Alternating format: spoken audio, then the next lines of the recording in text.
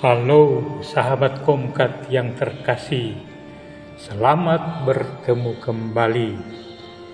Saat ini kita akan mendalami bersama tentang Hari Raya Pentakosta. Secara harafiah, Pentakosta berarti hari yang ke-50. Bagaimana perayaan Pentakosta dirayakan oleh bangsa Yahudi? Hari Raya Pentakosta dirayakan orang Yahudi 7 minggu atau 50 hari sesudah Paskah. Mereka mengenangkan pembebasan dari perbudakan di Mesir. Pentakosta ini merupakan satu dari 3 hari raya yang mereka rayakan, yaitu Paskah dan Pondok Daun, selain Pentakosta sendiri.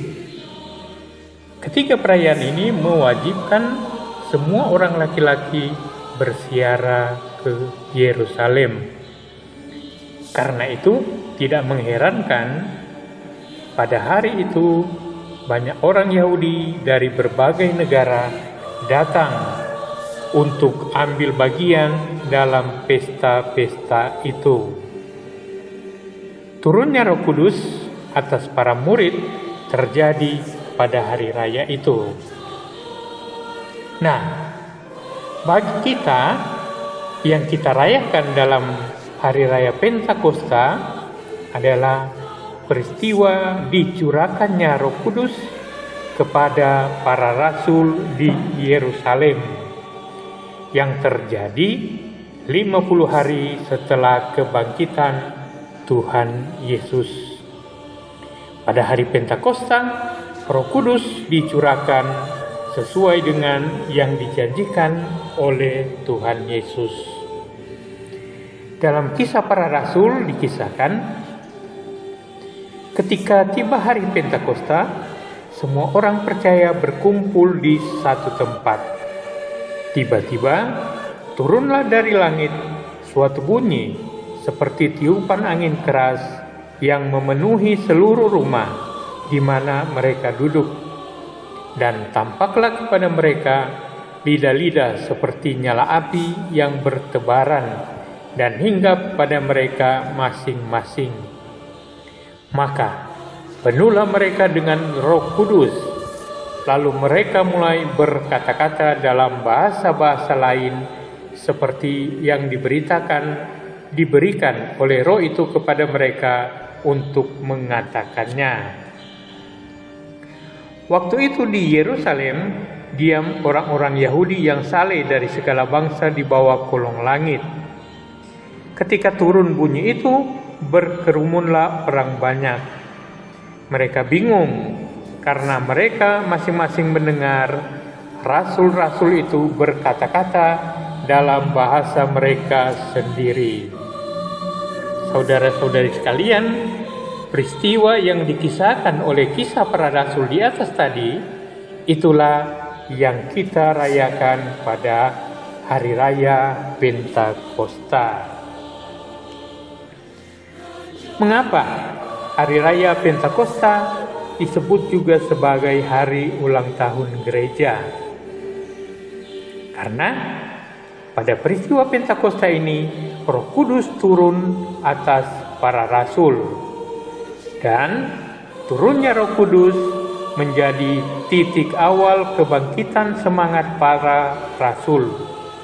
Mereka sebelumnya takut, mereka bersembunyi, tidak berani tampil. Kini dengan penuh keberanian, dipenuhi oleh Roh Kudus, mereka mewartakan Yesus yang bangkit. Mereka mewartakan kepada seluruh bangsa. Mereka menjadi berkobar-kobar, mewartakan tentang Tuhan dalam berbagai bahasa yang dimengerti oleh orang-orang yang mendengarkan. Murid-murid berhasil mempertobatkan dan mempermandikan 3.000 jiwa pada hari itu. Saudara-saudari yang terkasih, Roh Kudus merupakan daya ilahi yang dengannya Allah tampak dan berkarya dalam diri manusia. Roh Kudus adalah kekuatan dan daya ilahi yang menampakkan diri dalam berbagai rupa dan kerja. Roh Kudus membantu para murid memahami firman Tuhan dan mendorong mereka untuk menyampaikan, untuk mewartakan kepada orang lain. Roh Kudus juga memampukan murid-murid berkata-kata tentang perbuatan-perbuatan besar dari Allah, yaitu segala sesuatu yang dilakukan Allah melalui Tuhan Yesus. Roh Kudus juga menjadi kekuatan yang diberikan kepada para murid untuk menjadi saksi Kristus sampai ke ujung bumi.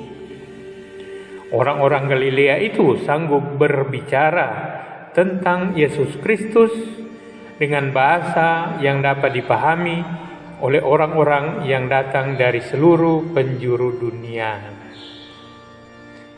Roh Kudus juga menolong para rasul untuk menjadi saksi Kristus.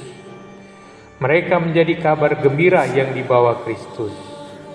Roh Kudus telah mengubah mereka dari takut menjadi berani untuk menjadi pewarta.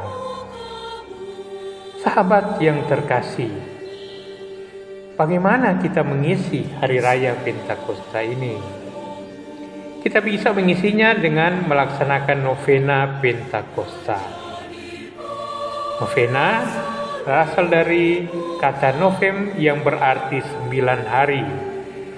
Selama 9 hari setelah kenaikan Yesus sampai menjelang hari raya Pentakosta, kita berdoa, kita mempersiapkan diri, kita mempersiapkan batin kita untuk menantikan turunnya Roh Kudus.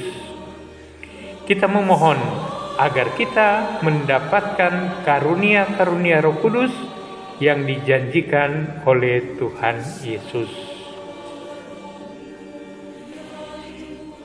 Selain melaksanakan novena, kita juga boleh melatih diri untuk mulai hidup dan bertindak sesuai dengan dorongan Roh Kudus.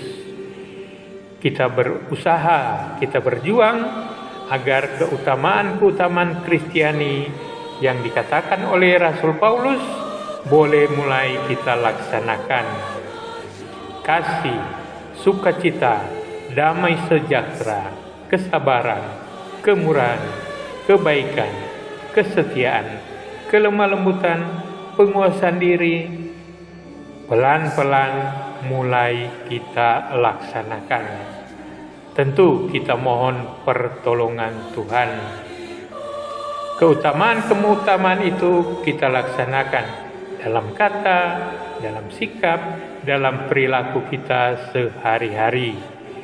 Apapun suku, apapun agama, apapun bahasa kita melaksanakan keutamaan-keutamaan tadi. Mari kita mohon karunia Roh Kudus. Datanglah ya Roh Hikmat, turunlah atas diri kami, ajarlah kami menjadi orang bijak, terutama agar kami dapat menghargai, mencintai, dan mengutamakan cita-cita surgawi. Dan semoga kami Kau lepaskan dari belenggu dosa dunia ini. Datanglah ya Roh pengertian, turunlah atas diri kami, terangilah budi kami, agar dapat memahami ajaran Yesus, Sang Putra, dan melaksanakannya dalam hidup sehari-hari. Datanglah ya Roh nasihat, dampingilah kami dalam perjalanan hidup yang penuh gejolak ini. Semoga kami melakukan yang baik dan menjauhi yang jahat. Datanglah ya Roh keperkasaan, kuatkanlah hamba-Mu yang lemah ini, agar tabah menghadapi segala kesulitan dan derita.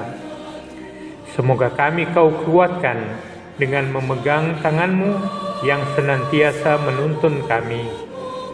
Datanglah ya Roh pengenalan akan Allah, agar kami mengetahui bahwa semua yang ada di dunia ini sifatnya sementara saja. Bimbinglah kami agar dapat menggunakan hal-hal duniawi untuk kemuliaan-Mu.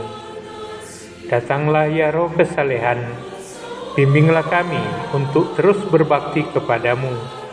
Ajarlah kami menjadi orang yang tahu berterima kasih atas segala kebaikan-Mu dan berani menjadi teladan kesalehan bagi orang-orang di sekitar kami. Datanglah ya Roh takut akan Allah, ajarlah kami untuk takut dan tunduk kepadamu dimanapun kami berada. Tegakkanlah kami agar selalu berusaha melakukan hal-hal yang berkenan kepadamu. Amin. Saudari-saudara sekalian, sampai di sini. Sampai bertemu pada program berikutnya. Terima kasih.